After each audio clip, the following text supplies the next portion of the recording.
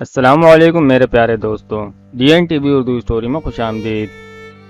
ڈوب سے گئے ہیں گناہوں میں میری زندگی یا رب، کر دے رحمت مجھ پہ کہیں گناہ گار ہی نہ مر جاؤں۔ لوگ اچھا پڑھنے اور اچھا لکھنے والے کو قابل انسان سمجھتے ہیں، جبکہ حقیقت میں قابل وہ ہے جو اچھا سوچے اور اچھا بولے۔ دعا کرو تو پورے دل سے اور اعتماد کے ساتھ کرو، کیونکہ اللہ تعالیٰ غافر اور لاپرواہی سے مانگی گئی دعا قبول نہیں کرتا۔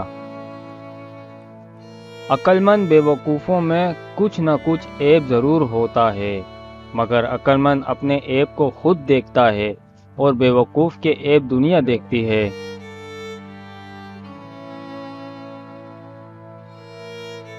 میری غفلتوں کی بھی حد نہیں، تیری رحمتوں کی بھی حد نہیں، نہ میری خطا کا شمار ہے نہ تیری عطا کا شمار ہے۔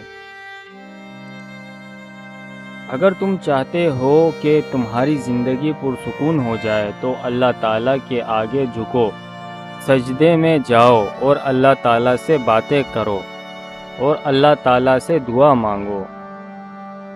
اپنی نیکیوں کا وزن ہمیشہ باری رکھنا، کیونکہ تمہاری نیکیاں ایک دن ضرور تولی جائیں گی۔